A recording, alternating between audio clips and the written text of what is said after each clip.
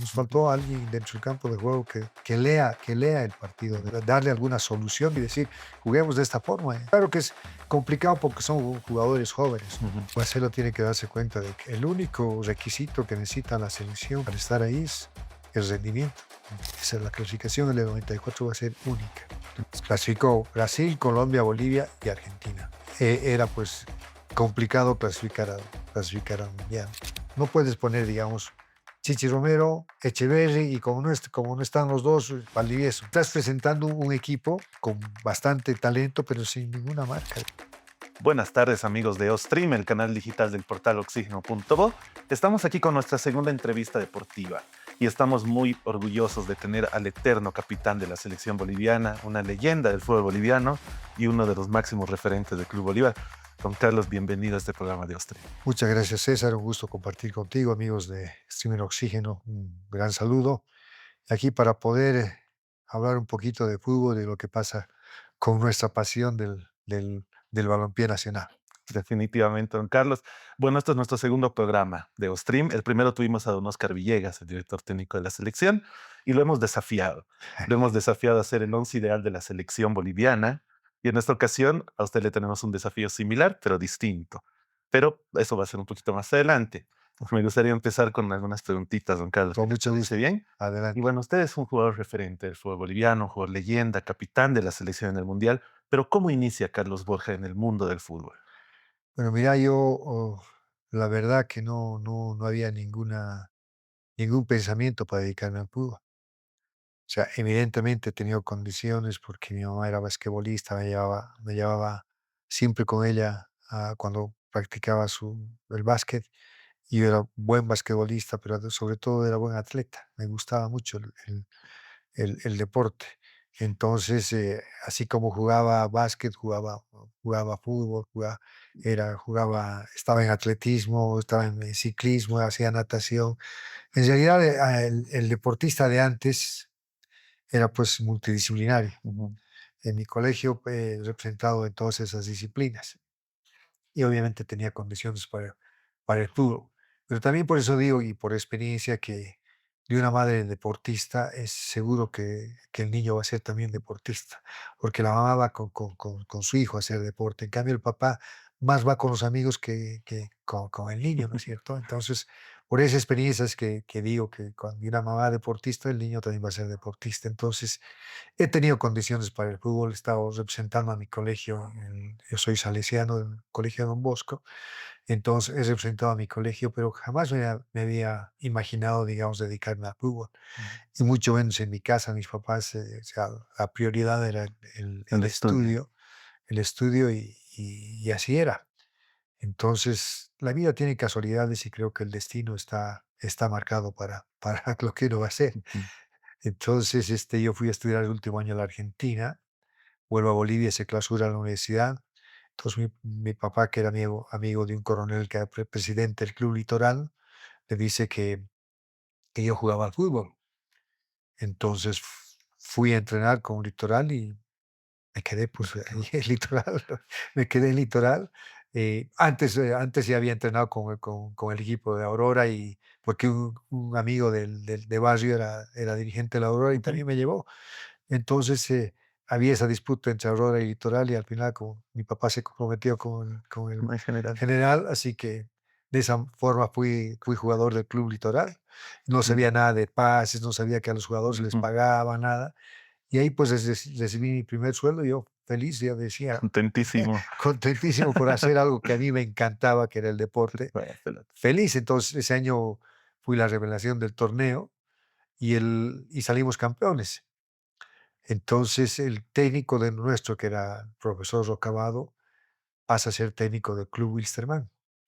Entonces, yo como cochamino me gustaba mucho el Wilster. O Viste. sea, para mí existía Wilstermann y Aurora, no sabía lo que era Bolívar, no sabía lo que era Stronger, Oriente, nada, simplemente Muy era arraigada a sus raíces, don ¿no? Carlos. Entonces, eh, ya yo fui feliz a entrenar a Wilster y voy, no sé si era un martes en la mañana, voy en la mañana, me estoy cambiando y se me acerca el profesor y me dice, Carlos, no puedes entrenar con nosotros, pero ¿por qué? Le dije, porque es jugador de Bolívar, me dice.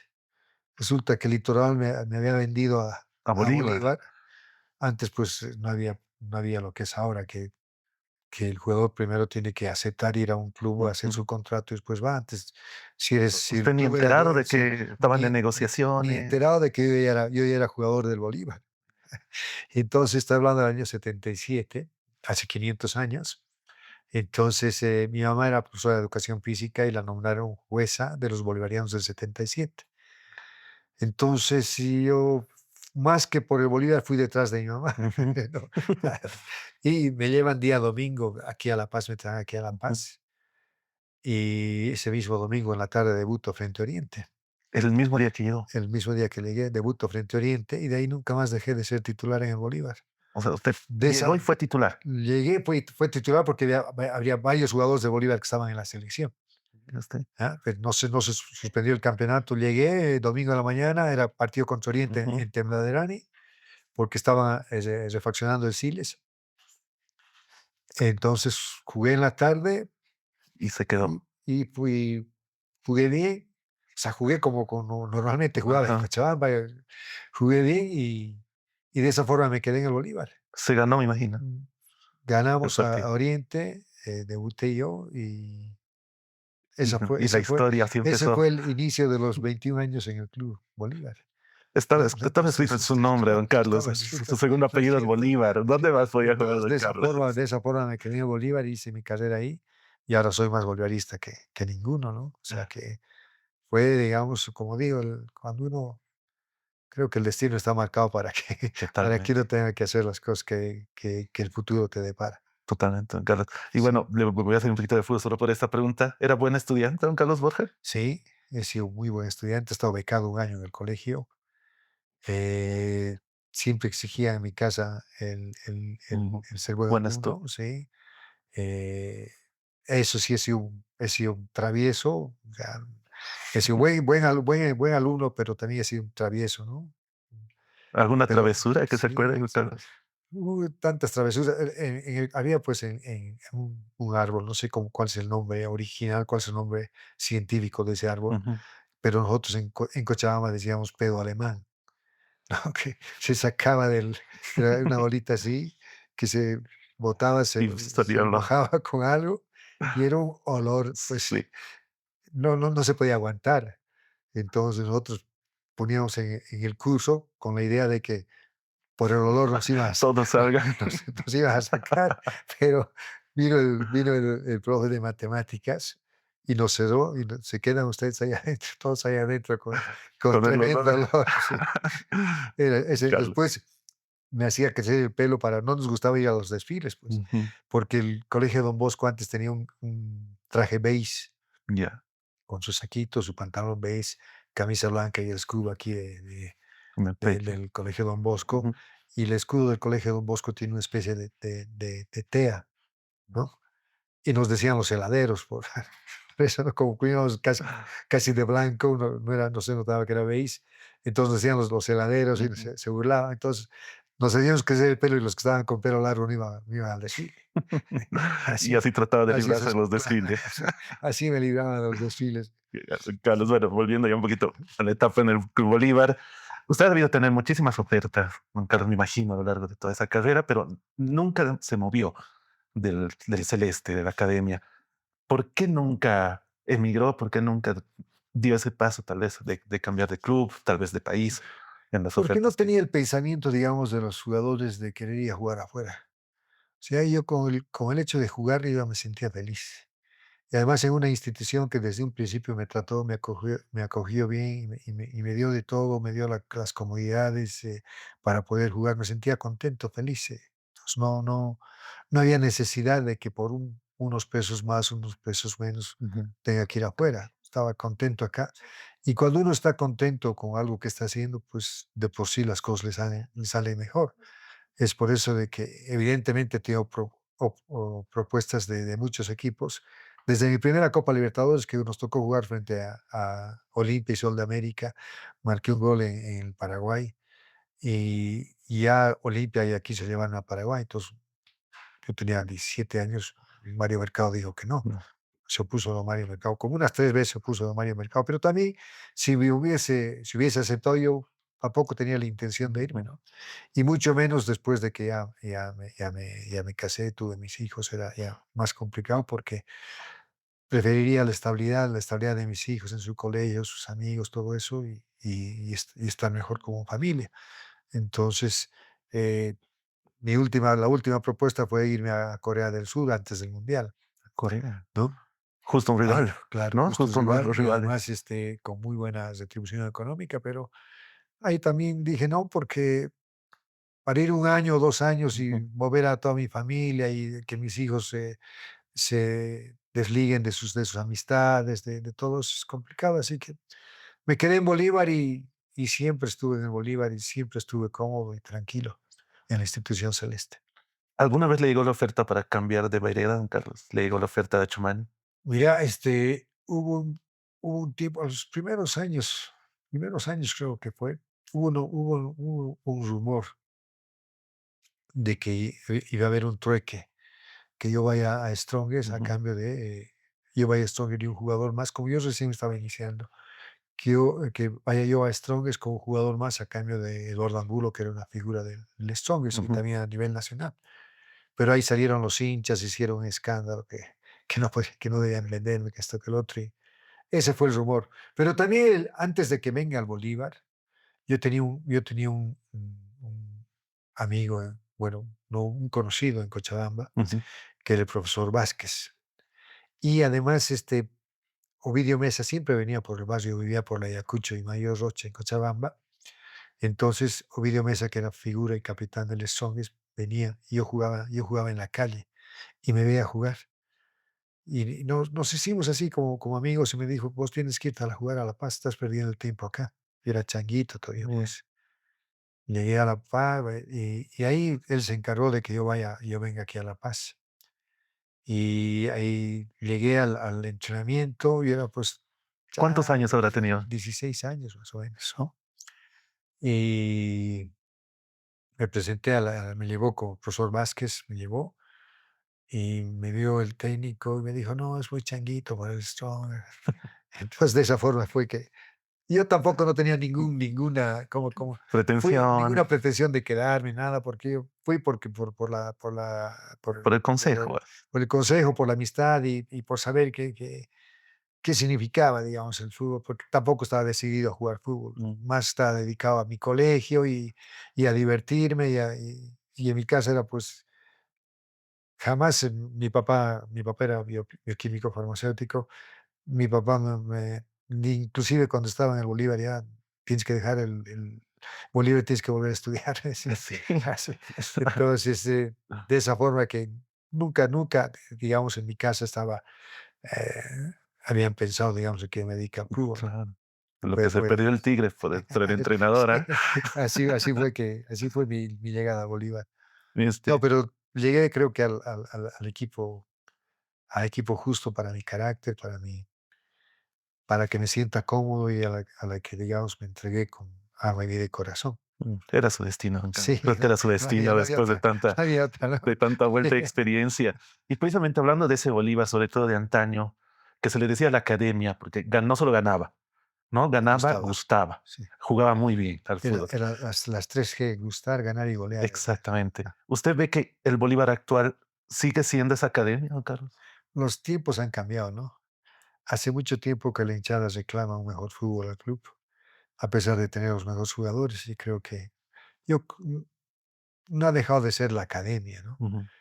Pero creo que ha dejado de ser ese equipo que muestre, digamos, lo que significaba la academia.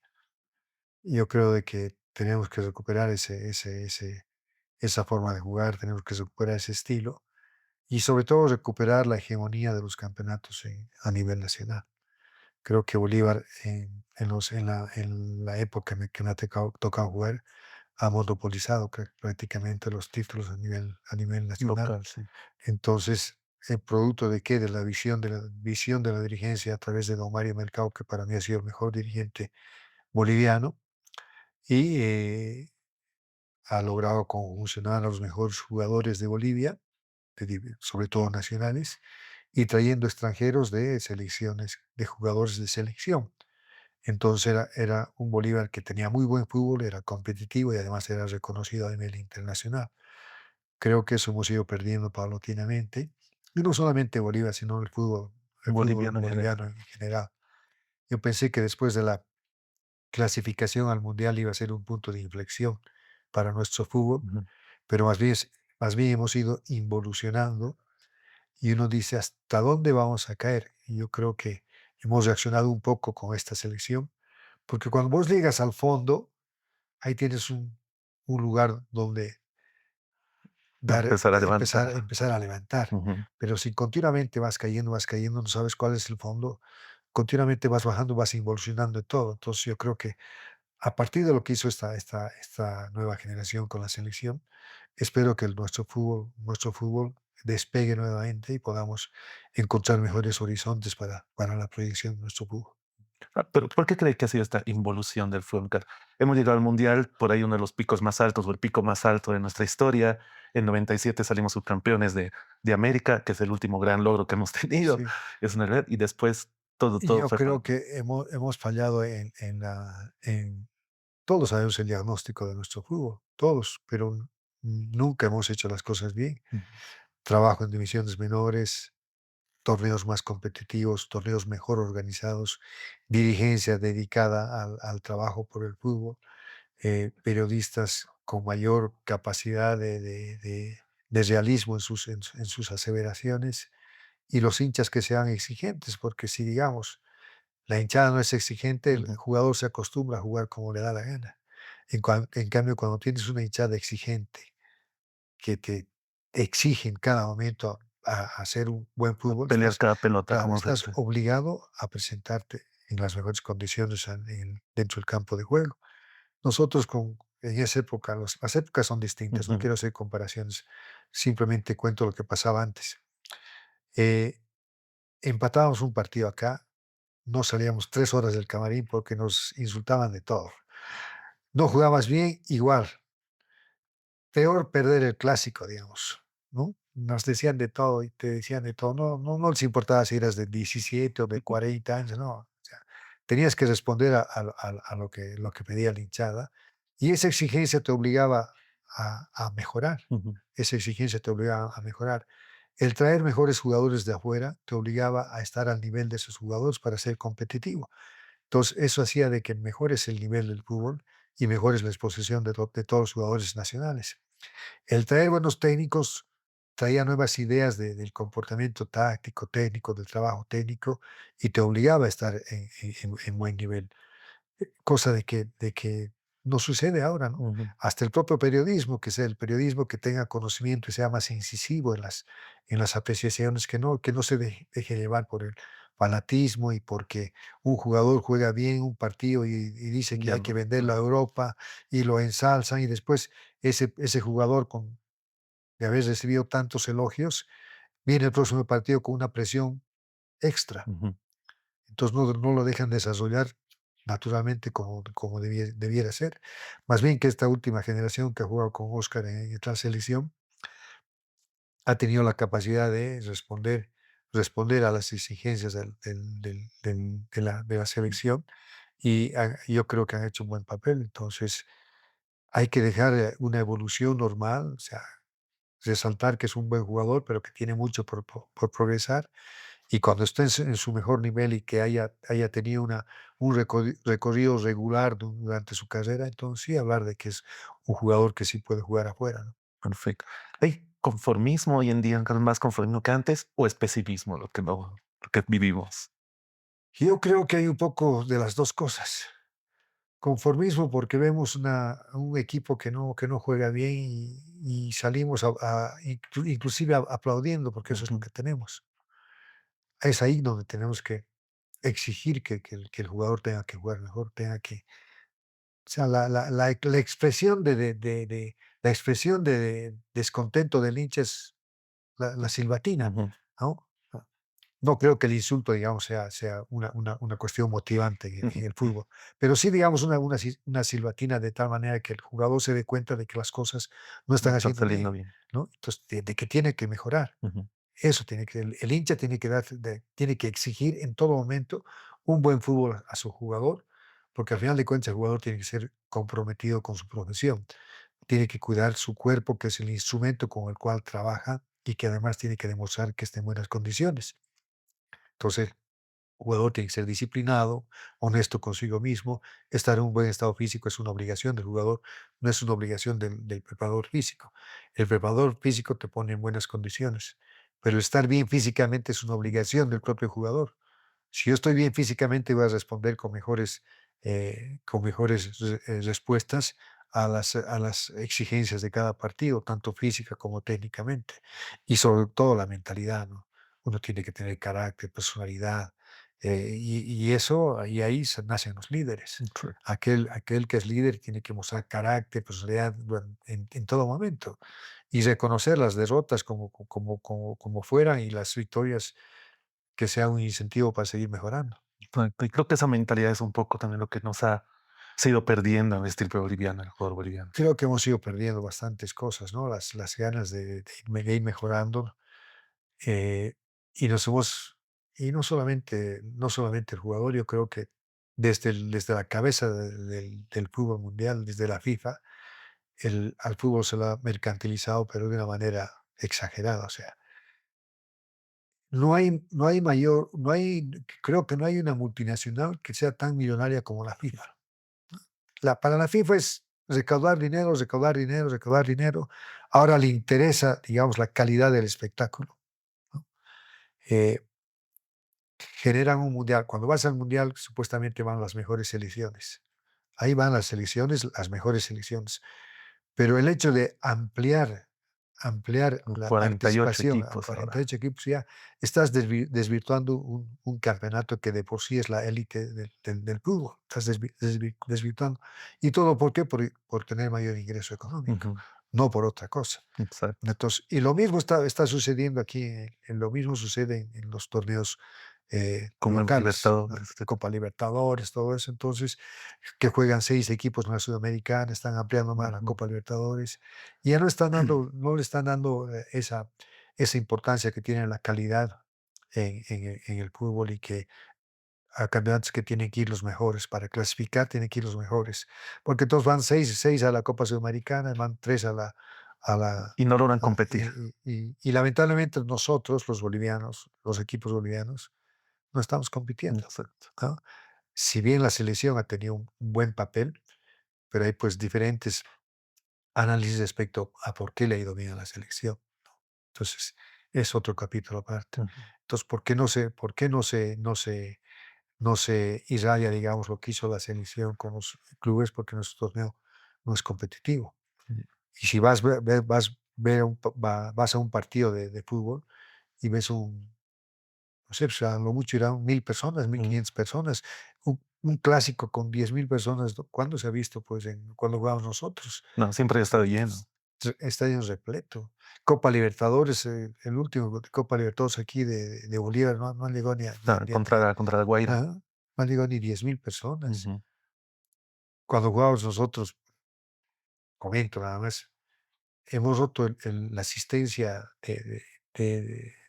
del escenario contra Peñarol y Danubio, que se ha excedido El límite. el límite del estadio, ¿no? Y todos los partidos de Copa Libertadores eran así, quien sea que venga. Ujú. Entonces, ¿y por qué es eso? Cuando tú vas a ver a Shakira, vas porque es, pues, un espectáculo, ¿no?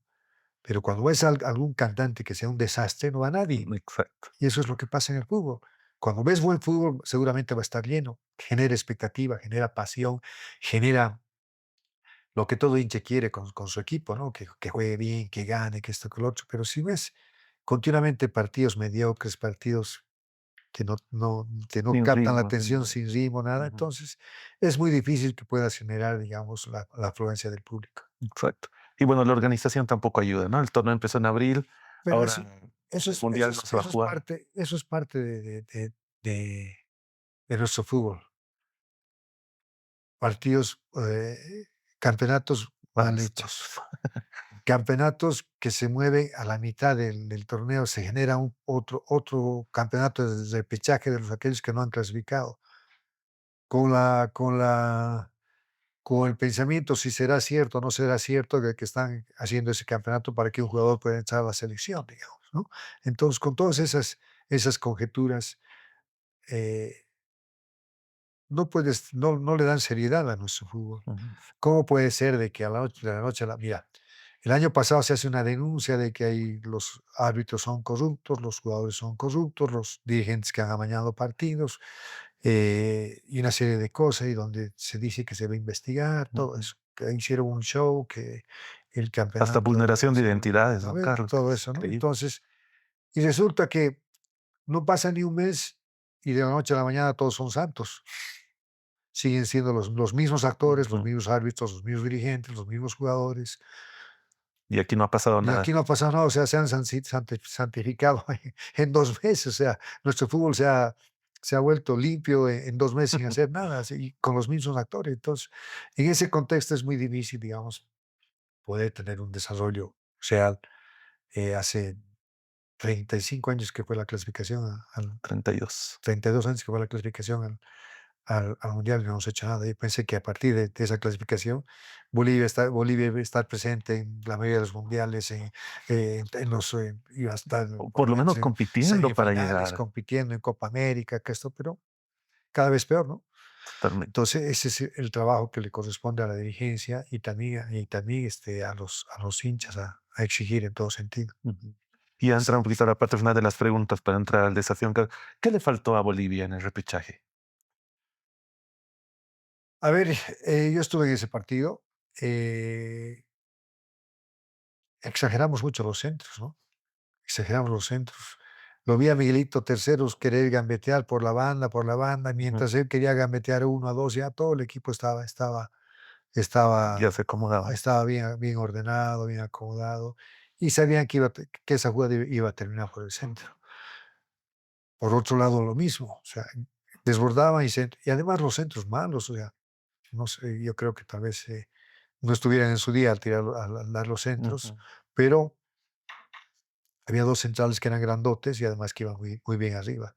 Y no teníamos además Entonces, un lo que delantero se con la tenía que haber hecho característica era encarar por el medio, jugar con Paredes, aunque sea buscar un foul, lo que sea, pero encarar por el medio, eh, y nos faltó las ideas, ¿no? Y nos Ujú. faltó alguien dentro del campo de juego que se dé cuenta del Del partido, camino. que lea el partido Ujú. dentro del campo de juego y diga: "Bueno, juguemos así, así, así". Porque ahí tiene que haber jugadores que puedan notar, digamos, cómo está jugando el equipo y cómo está jugando el rival para poder darle algunas soluciones sin que, digamos, a veces no se le escucha al técnico, ¿no? Ujú. No se le escucha. Entonces, darle alguna solución dentro del campo de juego y decir, juguemos de esta forma. Ya estamos dominando todo el partido, sobre todo en el segundo tiempo. Estamos dominando todo el segundo tiempo, pero estamos jugando mal por las puntas. Encaremos por el medio ahora a ver Ah, cómo van las claro, cosas. cambiar, Hacer un sorprender al cambio, final. buscar, digamos, una, una, una idea nueva, o sea, tener el carácter y la personalidad para poder buscar otro. Claro que es complicado porque son jugadores jóvenes, ¿no? Ujú. O jugadores jóvenes y a veces la experiencia es la que te enseña, digamos, a poder A leer leer, esos a leer el partidos también. partido y poder estar.